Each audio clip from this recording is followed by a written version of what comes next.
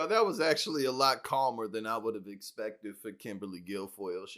She really wanted to be like, "Shut up, God damn it, I'm speaking." This microphone's going in and out, but whatever. I got a strong voice. We cannot thank you. Your unbelievable voice, your artistry, unbelievable, like Grammy Award-winning, incredible songwriter, musician. We are honored and humbled to have you in our home. Thank you so much. Me encanta mucho. And I want to say thank you so much to my incredible fiance, Donald Trump Jr. There is no man more supportive, that lifts me up every day, honors me, believes in me, and has literally been the greatest blessing in my life.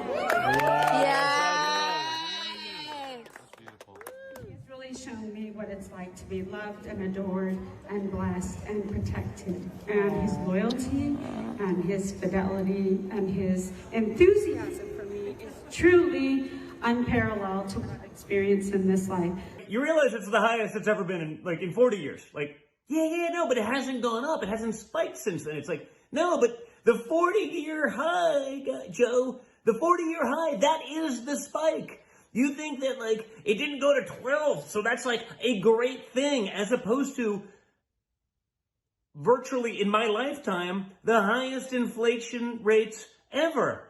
People are hurting. They're hurting at the gas pump. They're hurting at the supermarket. They're hurting on their mortgage rates when those go up because they're going to have to adjust interest rates up to combat some of this stuff.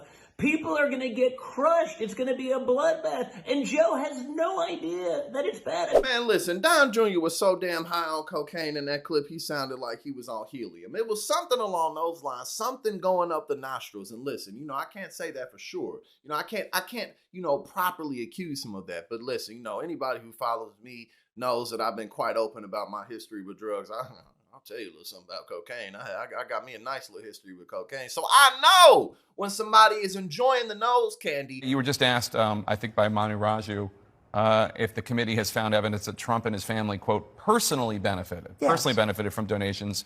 And you said, yes. That's a serious allegation. Do you have more details? Is that a crime? I don't know. We're a legislative committee, so that's for somebody else to decide. But for example, we know that Guilfoyle was paid for the introduction she gave at the speech. I mean, on January 6th, she received compensation for that. But is that a crime? I'm not saying it's a crime, but I think it's a grift. It's a grift because you're telling Trump people, Trump supporters out there in the hinterlands, give us money to go to court to defend this election when in fact... And then instead, Kim Guilfoyle, who's Don Trump Jr.'s fiance, gets paid money for $60,000 for two and a half minutes. You had money going to Mark Meadows Foundation and to another foundation that hired the Trump supporters who'd lost their jobs. So it wasn't what he said to his donors. This is to defend the election. It was an entirely different purpose.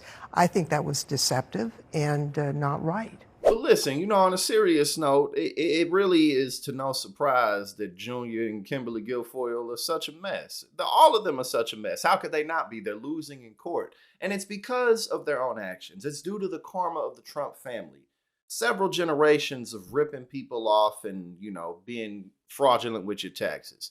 But honestly, even worse than dodging taxes, how many people Trump has just flat out ripped off, conned, swindled? And yeah, he had to pay up that 25 M's for Trump University, but now he has to pay up almost $500 million and he ain't got the money for it. So it's quite embarrassing for the man. And basically his whole 2024 campaign is just about, one, keeping himself out of prison, and two, getting all these charges out the way. We're just going to get those done. And then, he'll be on his revenge tour or whatever. But yeah, the Trump family is not in good shape.